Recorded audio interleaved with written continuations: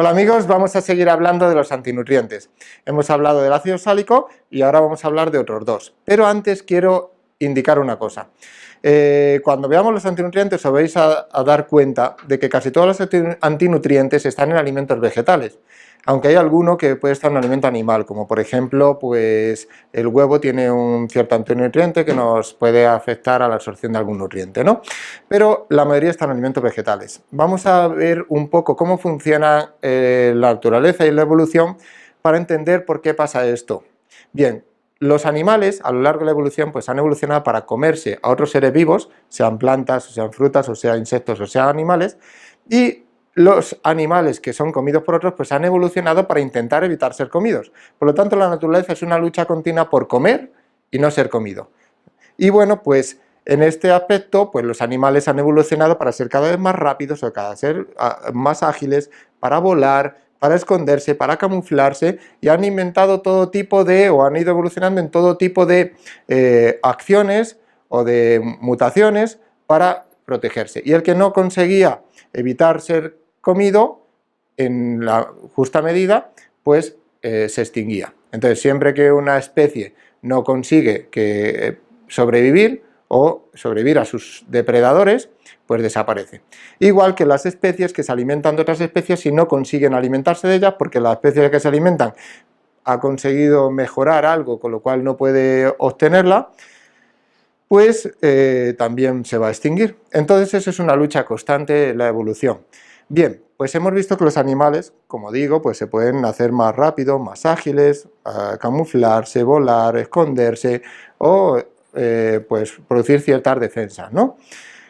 Como hacerse más grande para asustar, etcétera, etcétera. Bueno, pues las plantas tenemos que no pueden ni correr, ni pueden esconderse, ni pueden camuflarse, ni pueden volar. Entonces, ¿qué hace una planta para protegerse de ser comida? Bueno, pues la única forma que tiene es de producir sustancias que impidan al animal que se los come a nutrirse de ellas. Entonces, lo que hacen pues son producir venenos, toxinas y antinutrientes para evitar que esos animales consigan una buena nutrición de ellos. Pero también los animales herbívoros, o que se comen esas plantas, van a evolucionar para poder solventar esos antinutrientes, esos venenos, etc. Entonces, uno va produciendo la sustancia y el otro van sobreviviendo las especies que pueden resistir esa sustancia, y unos evolucionan produciendo más de esa sustancia y otros evolucionan pues los elementos de esa población que pueden evitar pues envenenarse o desnutrirse con esa otra sustancia. Bien, pues por eso tenemos que la mayoría de los antinutrientes se van a encontrar en las plantas, porque lo producen para evitar que los animales se puedan alimentar de ellos. Bien, pues vamos a pasar, hecha esta introducción, a un nuevo antinutriente, que es el ácido fítico. ¿Y dónde se encuentra el ácido fítico? Pues principalmente en alimentos vegetales. Si alguien no se ha enterado de esto, rebobina para atrás y vuelve a verlo, porque podéis ver el vídeo todas las veces que queráis. Entonces, pues se encuentra principalmente en los cereales. Y bien, ¿qué es lo que hace el ácido fítico? Pues el ácido fítico se une a otros minerales, formando compuestos que se llaman fitatos, y esos fitatos pues impiden que esos minerales se absorban en las vellosidades intestinales del intestino y que pasen a nuestro organismo para ser utilizados. Por lo tanto, impide la absorción de minerales como el hierro, como el zinc, como el calcio, el magnesio, el manganeso, el cobre. Se afecta a muchos minerales. Y como he visto están los cereales. ¿Pero qué hacemos? ¿No comer cereales o no comer otros productos vegetales que lo tienen?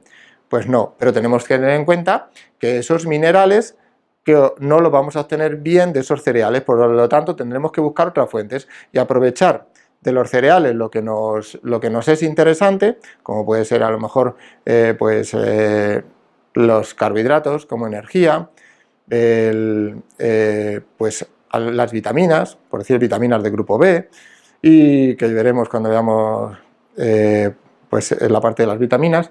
Y bueno, pues también veremos pues aprovecharemos pues otros nutrientes que tiene, pero los minerales de este tipo pues los tendremos que obtener de otros elementos. Ya hemos visto antes que el hierro, el zinc, pues no se absorben bien de los vegetales, y bueno, pues una de las razones es la presencia de ácido fítico. Y lo mismo pasa con los inhibidores de tripsina.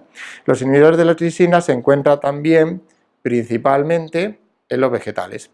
¿Qué son? Pues las proteínas vegetales, en algunos vegetales, tienen una parte de esas proteínas, una sección de esas proteínas, por ejemplo en la soja, que es muy abundante, los inhibidores de tripsina, un 7% de sus proteínas son inhibidoras de tripsina. Entonces, ¿qué hacen? Bloquear. ¿Os acordáis del tema de las enzimas de las proteínas? Si no os acordáis, rebobinamos atrás y nos vemos el tema de las enzimas para que sepamos que la tripsina son las enzimas que digieren las proteínas. Por lo tanto, si algo lo bloquea, no vamos a digerir bien las proteínas. Esto lo producen también los vegetales para evitar que los animales se nutran bien de sus proteínas. Pero esto sí que tenemos una forma de solventarlo, y es que el cocinado lo desbloquea. Entonces, los alimentos que tienen inhibidores de tripsina, que son por ejemplo la patata, lo tienen mucho las legumbres, o sea, eso principalmente la soja, pero también judías, lentejas. Las judías es lo que en otros países llaman habichuelas, frijoles, caraotas, según el país, ¿no? Y otros alimentos pues tienen estos inhibidores. Lo que hay que hacer es cocerlos. Ya todo el mundo sabe que las legumbres, o si no lo sabéis, os lo digo, las legumbres hay que tenerlas en remojo bastantes horas, 24 horas por ejemplo, y después cocerla durante mucho rato. Y el proceso de remojo y de cocción elimina los inhibidores de tripsina. Y también otro antinutriente que vamos a ver después, que son las lectinas. Entonces, bueno, pues con esto tenemos visto estos dos antinutrientes y vamos a pasar a otros nuevos. Y vamos a hablar de los fitoestrógenos. Los fitoestrógenos son una sustancia que producen los vegetales y lo que hacen es que simulan las hormonas femeninas, o sea, el estrógeno. Por eso se llama fitoestrógeno, es un estrógeno vegetal.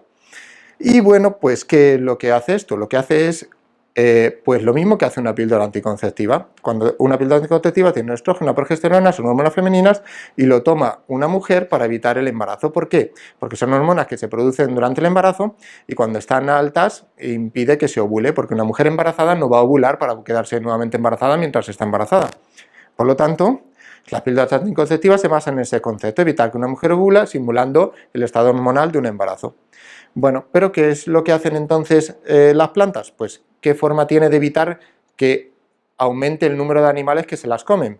Pues hacer que esos animales tengan un problema de fertilidad, que no se reproduzcan bien.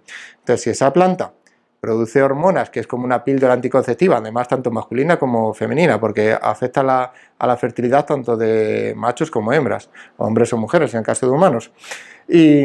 Y entonces, pues si no se pueden producir, no crecerán en número y esa planta pues será más fácil que sobreviva o sea exterminada, ¿no? Por decirlo así de una manera.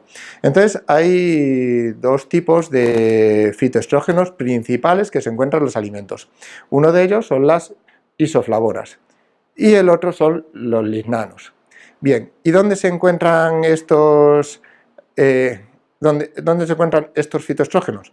Pues uno de los alimentos, o quizás el alimento que más fitoestrógenos contiene, es la soja, algo que está muy utilizado sobre todo en las dietas bajas en proteínas o nulas en proteínas animales, como la dieta vegetariana o vegana, que se basa mucho, por ejemplo, en la soja para obtener proteína. La soja también tiene inhibidores de tripsina, como hemos visto antes, también tiene ácido fítico, también tiene ácido sálico, también tiene fitoestrógenos, o sea, prácticamente es una colección de antinutrientes. La soja no es un alimento, nadie ha utilizado, ningún animal se nutre de la soja, excepto los animales a los que se les da pienso basados en soja, pero en la naturaleza no se usa como alimento. Ni siquiera ancestralmente en países de Asia donde se dice que se toma soja, la soja se usaba pues digamos que como un aderezo o como una especia, no se usaba lo que es la soja en sí misma. Entonces pues la soja tiene una cantidad de fitoestrógenos enorme.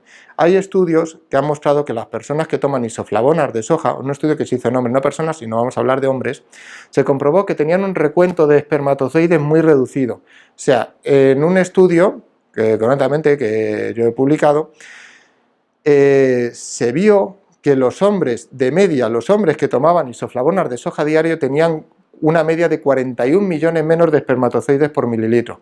O sea que estamos hablando que esto afecta no solo a la fertilidad femenina, por la inhibición de la ovulación, sino a la masculina, por el problema que causa en el seminograma. Pero, igual que he dicho que la soja es el alimento que tiene más fitoestrógenos, y además esos fitoestrógenos de soja son las isoflavonas, también tenemos que el lúpulo de la cerveza tiene un fitoestrógeno muy potente. En un estudio mencionaba que el fitoestrógeno más potente conocido era el del lúpulo. Bien, ¿qué es el lúpulo? A lo mejor mucha gente no lo sabe, pero es uno de los componentes básicos de la cerveza. La cerveza tiene 3 ingredientes básicos: un cereal malteado, normalmente es la cebada, aunque los hay de trigo. Entonces, un cereal que sea de maltear, la levadura de cerveza, que es la que fermenta los azúcares, la maltosa. ¿Os acordáis cuando hemos hablado de la maltosa? Pues si no, podéis volver atrás en el tema donde se habla de los carbohidratos y de los monosacáridos, o carbohidratos simples. Se fermenta y eso produce el alcohol, esa fermentación. Y luego tiene otro componente que es el lúpulo, que el lúpulo es lo que le da el amargor, creo que interviene en la formación de la espuma, etc. Entonces, ese lúpulo tiene un fitoestrógeno muy potente. Entonces, hay una cosa, y es que los estrógenos es una hormona femenina, como he dicho, que una de sus funciones es producir el desarrollo de las mamas. Los hombres no tienen senos, las mujeres sí. ¿Por qué? Porque producen unos estrógenos más altos y eso estimula el crecimiento de los senos. Bien, pues si un hombre toma fitoestrógenos o toma estrógenos, que pueden ser vegetales, ¿qué puede pasar? Bueno, pues puede pasar lo que vemos aquí, que el hombre desarrolle las glándulas mamarias, y es lo que se llama ginecomastia, que es el desarrollo de las glándulas mamarias en hombre. Y esto puede ser irreversible y necesitar de cirugía para eliminarlo. Aunque ha habido casos en que revierte o revierte en mayor o menor medida, pues al abandonar el uso de los fitoestrógenos o los estrógenos o lo que esté causando la alteración hormonal en el hombre. Entonces, bueno, pues vamos a pensar, imaginaos a los conocidos, a la gente que veáis que sea gran bebedor de cerveza. ¿Qué veis? Pues seguro que os acordáis de que tienen barriga prominente, esto por el aumento de la grasa visceral que se produce pues, por la maltosa y por el alcohol, un azúcar de muy alto índice glicémico combinado con alcohol, entonces esto aumenta lo que es la grasa visceral, y tetillas. ¿Por qué? Por los fitoestrógenos del lúpulo. Por lo tanto, la figura típica del gran bebedor de cerveza es barrigón y con tetillas. ¿Os suena, verdad? Bueno, pues hay que tener cuidado con esto porque esto sí que pasa. No es algo que digamos, no, a mí no me va a pasar. Sí, porque desde el primer momento ya está comprobado que las personas que toman fitoestrógenos tienen afectada su producción de espermatozoides. Y luego, pues otras cosas que también tienen son estrógenos o fitoestrógenos, son las semillas de lino. En América se le llama linaza, o sea que lino o linaza es lo mismo. O el hinojo, por ejemplo, que se utiliza a veces como especia o como infusión incluso. Entonces, por eso yo siempre digo que además de las infusiones de café y té que no he recomendado por el ácido sálico y por la cafeína, pues también tampoco se tomen infusiones de hinojo.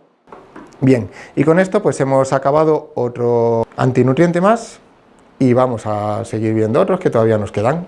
Hasta ahora, amigos.